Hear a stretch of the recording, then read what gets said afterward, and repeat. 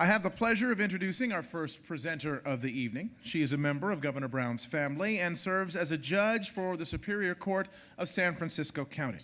Please give a warm welcome to the Honorable Kathleen Kelly. And I was going to add, as part of the introduction, my greater claim to fame is I'm the eldest of Governor Pat Brown's granddaughters. And really thrilled to be here. And our first honoree tonight is California's trailblazing 28th Chief Justice of California's Supreme Court, the Honorary Tani Cantil Sakauye.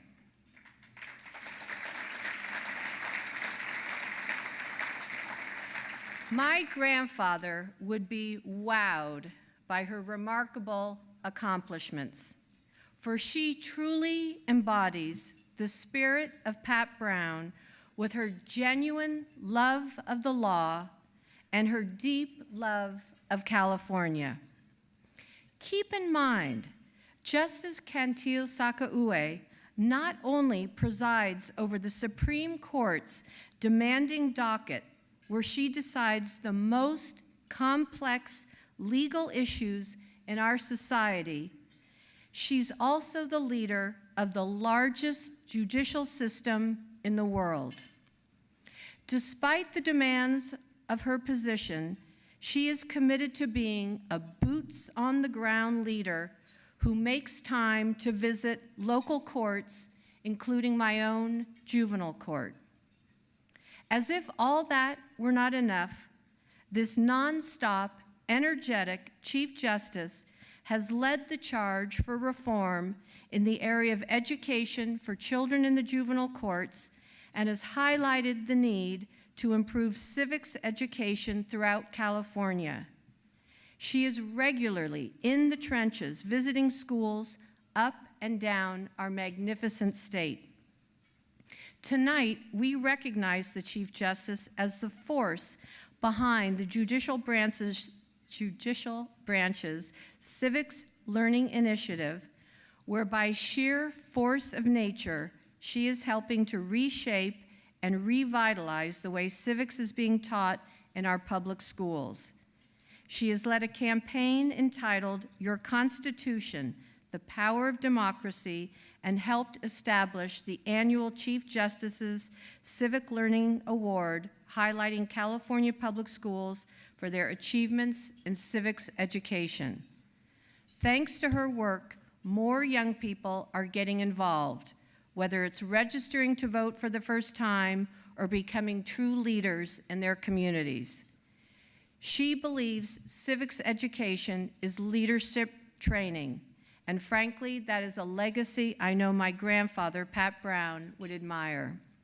Please join me in recognizing our most distinguished honoree, my friend, Chief Justice Tani Cantil Sakauye.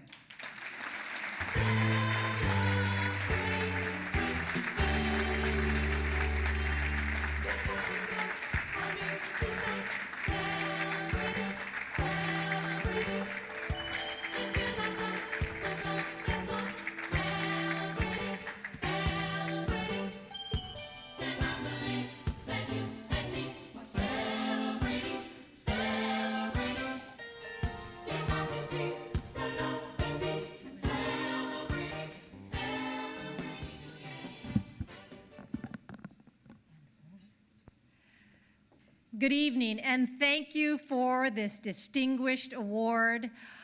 It's heavy, but I will hoist it up for several reasons. And the first is, as a Californian, I am proud to have been the beneficiary of the Pat Brown legacy, Jerry Brown legacy, the Brown family leadership. I can tell you myself, having firsthand gone to witness Judge Kathleen Kelly's family court, juvenile justice court, I saw the great strength and the exquisite poise where she would come off the bench and speak to families and children about hope and about the long view and about their future. And I watched in the back how this extraordinary woman changed lives and families one at a time. So there really is something in that brown blood.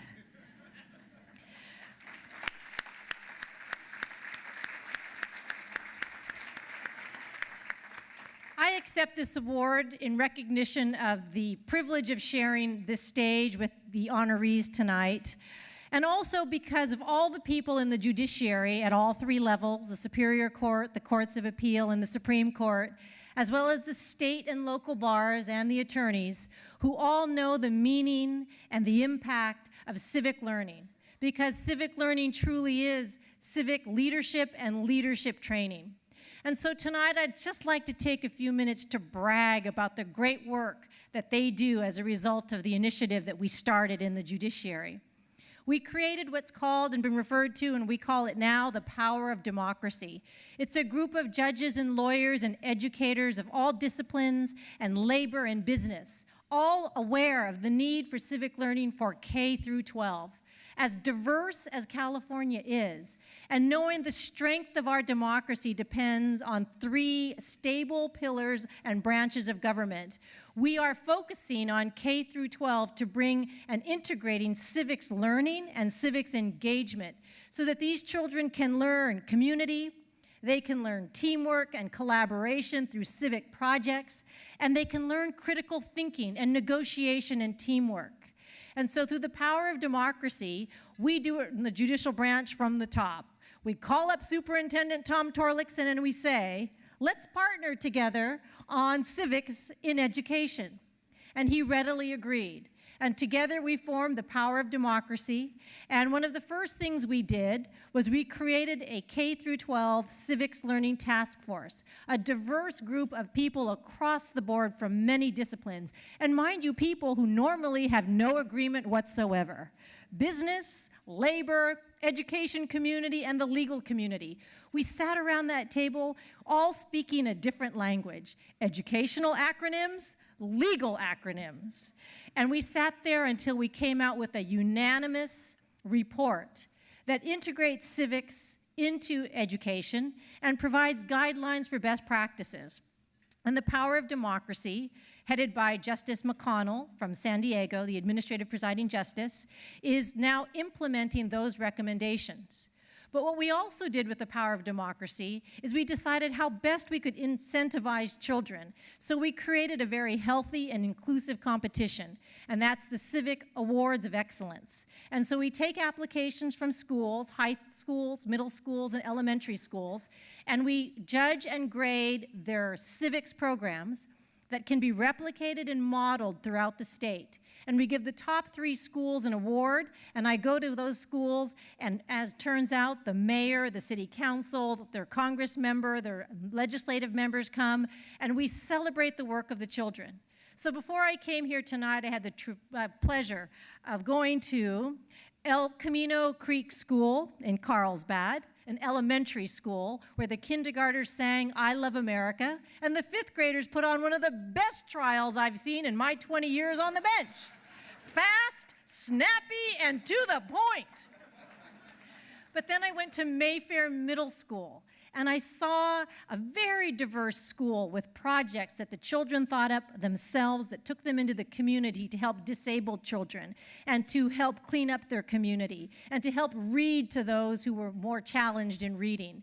And then I went to, the last school I went to was Evergreen Eagles in Los Angeles. And this was another elementary school where they showed me all of their projects, and they showed me conflict mediation, and then they all danced to Taylor Swift's Shake It Off.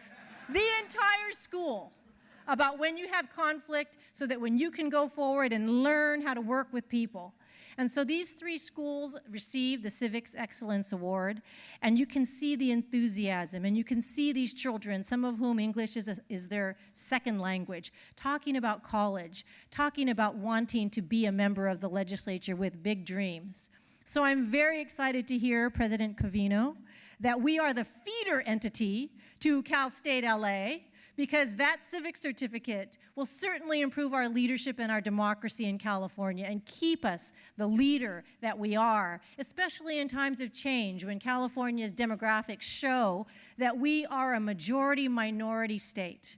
And we will become more and more diverse, and all of us need the tools of civic engagement and civic leadership. So I close tonight with gratitude in my heart for all that you do, for all of the leaders in this room, all the students who are here to learn what they can and follow in your lead. Thank you very much. I take back this statue to share with everyone in the judiciary who truly supports civics. Thank you. I'd like to congratulate Chief Justice Tani Cantil Sakauye once again. Thank you for being here. Thank you for all you do for California.